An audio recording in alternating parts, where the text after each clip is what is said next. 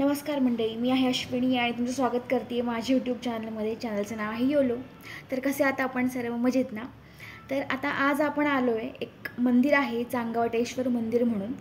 तर त्या मंदिराचा व्हिडिओ तुम्हाला मी आज इथे दाखवणार आहे आणि हा व्हिडिओ तुम्ही नक्की शेवटपर्यंत बघा आणि तुम्हाला हा व्हिडिओ कसा वाटतो हे देखील मला सांगा. तर आता हे चांगवटेश्वर मंदिर जे आहे तर ते आहे सासवड एस टी स्थानकापासून तुम्हाला साधारणपणे 4 ते 5 किलोमीटर अंतरावर सासवड कापूरहोळ रस्त्यावर अतिशय निसर्गरम्य आणि शांत परिसरात चांगवटेश्वर मंदिर आहे. आणि चांगवटेश्वर मंदिर हे एक पांडवकालीन शिवमंदिर स्थापत्यकलेचा एक उत्कृष्ट नमुना आहे. मंदिर पूर्वाभिमुखी असून मंदिराला 25 दगडी पायऱ्या आहेत. याही मंदिराची रचना जी आहे ती संगमेश्वरशी मिळती जुळती आहे. मंदिरावरील नक्षीकाम अप्रतिम आहे. तसेच दीपमाळ, कासव, नंदी खूप सुंदर आहेत. या मंदिराची आख्यायिका जर आपण बघायला गेलो तर ही आख्यायिका मंदिरात असलेल्या एका माहिती फलकाच्या आधारे मी तुम्हाला सांगते. चांगदेव जे आहेत तर ते पावसाळ्यातील चातुर्मासातले 4 महिने मौन व्रताने व अंधत्व धारण करून डोळे बंद करून म्हणजे डोळे मिटूनच सर्व व्यवहार करीत असत. त्यांचे नित्य पार्थिव लिंगपूजेचे असे. त्यांचा शिष्य काळ्या मातीने मळून केलेले लिंग डाव्या हातावर घेऊन त्याची विधियुक्त पूजा करीत असे. एक दिवस सारख्या कोसळत असलेल्या पावसामुळे शिष्याने कंटाळून एका मोठ्या पालथ्या वाटीवरच थोड्याशा मातीचे लिंपण तयार करून तेच पार्थिव लिंग म्हणून तयार करून ठेवले. चांगदेवाने नित्यनेमाने स्नान उरकून पार्थिव लिंगास आव्हानात्मक मंत्रोक्षता वाहून ते उचलून घेण्याचा प्रयत्न केला, पण तो व्यर्थ गेला आणि ते हलविले न जाणारे स्वयंभू लिंगच चांगदेवास दिसून आले.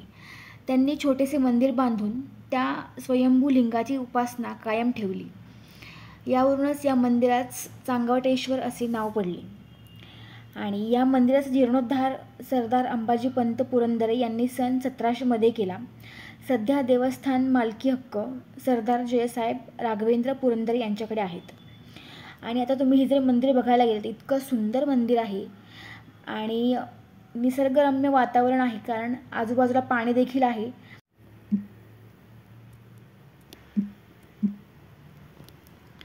चांगवटेश्वर मंदिर हे भगवान शिवाला समर्पित असलेले एक प्राचीन मंदिर आहे. हे मंदिर हेमाडपंथी स्थापत्य शैलीत बांधलेले आहे आणि यात 2 दीपमाळ आणि सभामंडपात एक मोठा नंदी आहे. चिंचेच्या झाडाच्या सानिध्यात असलेल्या या मंदिराच्या परिसरात शांत आणि स्वच्छ वातावरण आहे.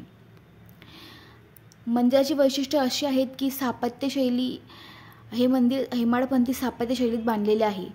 दीपमाळ आहे. मंदिराच्या दोन्ही जे आहे मंदिराच्या बाहेर जेव्हा तुम्ही याल तर बाहेर मोठा दीपमाळ आहेत आणि ज्यावर तेलाचे दिवे लावले जातात तर तेही आहेत. सभामंडपामध्ये एक मोठा नंदी आहे. निसर्गरम्य वातावरण आहे. सोबतच हे एक प्राचीन शिवमंदिर आहे. सोबत आता तुम्ही जर इथे जाणार असाल तर इथे व्हीलचेअरसाठी प्रवेशद्वार नाही आहे आणि प्रसाधनगृह देखील आहे आणि तिकिटाचे बुकिंग करायची देखील गरज नाही आहे.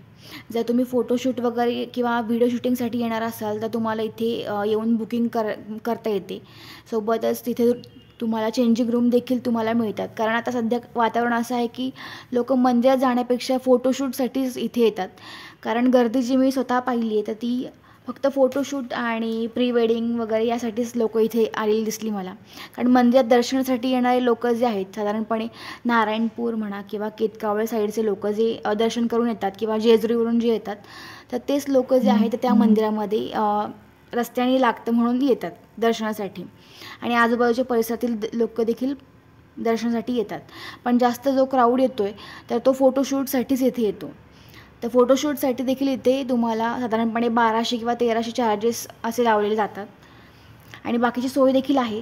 आणि मंदिर खूप सुंदर आहे कारण आजूबाजूला पाण्याचा प्रवाह देखील आहे, नदीचा प्रवाह आहे, त्यामुळे तिथे देखील फोटोशूट देखील सुंदर होतो. चांगवटेश्वर मंदिर आणि संगमेश्वर मंदिर जे आहे त्या दोघांची रचना जी आहे मंदिरांची दोन्ही सारखी आहे आणि दोन्ही मंदिरं खूप सुंदर आहेत. तर नेक्स्ट जो व्हिडिओ येईल तर त्याच्यामुळे तुम्हाला मी संगमेश्वर मंदिराबद्दल देखील व्हिडिओ शेअर करेल. आजूबाजूला शेतीचा परिसर असल्यामुळे इथे मोरांचा देखील वावर आहे. तुम्ही मंदिरात जेव्हा जाल तर तेव्हा तुम्ही जेव्हा मंदिराच्या मागील बाजूस याल तर तुम्हाला खूप मोरांचा आवाज देखील येईल. काही वेळेला मोर मंदिरात देखील येतात. मंदिराची देखरेखीचं काम खूप उत्तमरित्या करत आहेत लोक, कारण मंदिर इतकं स्वच्छ ठेवलेलं आहे आणि फुलांची झाडांची वगैरे त्यांनी पूर्णपणे निगा राखलेली आहे. चला तर मग आपण आता मंदिराच्या आतील बाजूस जाऊयात. मंदिरावरचं जे नक्षीकाम केलेलं आहे ते अतिशय सुंदर आहे आणि तुम्ही स्वतः जेव्हा मंदिराला व्हिजिट द्याल तर मंदिराचं नक्षीकाम नक्की बघा. मंदिराच्या आतमध्ये प्रवेश केल्यानंतरच तुम्हाला नंदीचं दर्शन होईल आणि नंदी देखील खूप मोठा आहे इथे. मंदिराच्या प्रवेशद्वारावरती एका बाजूला गणपती आहेत आणि एका बाजूला हनुमानाची मूर्ती देखील आहे. जर तुम्हाला प्री वेडिंग किंवा फोटोशूट वगैरे करायचं असेल तर डाव्या बाजूलाच त्यांचं टेबल आहे, तर तिथे तुम्ही जाऊन त्यांच्याकडे बुकिंग करू शकता. साधारणपणे एक 1200 रुपये चार्ज आहे. 1000 रुपये जे आहे तर ते फोटोशूटसाठी आहेत आणि 200 रुपये जे आहेत ते रूमचं भाडे आहे. तर आता इथून तुम्ही मंदिरात प्रवेश करणार आहात. मंदिराच्या आतमध्ये प्रवेश केल्यानंतर तुम्हाला सभामंडपातच कासवाचं देखील दर्शन होईल. सोबतच तुम्हाला आतमध्ये गेल्यानंतर गाभाऱ्यात जेव्हा तुम्ही जाल तर तेव्हा गणपती देखील तिथे गणपतीची मूर्ती देखील आहे आणि सोबतच महादेवाची पिंड देखील आहे.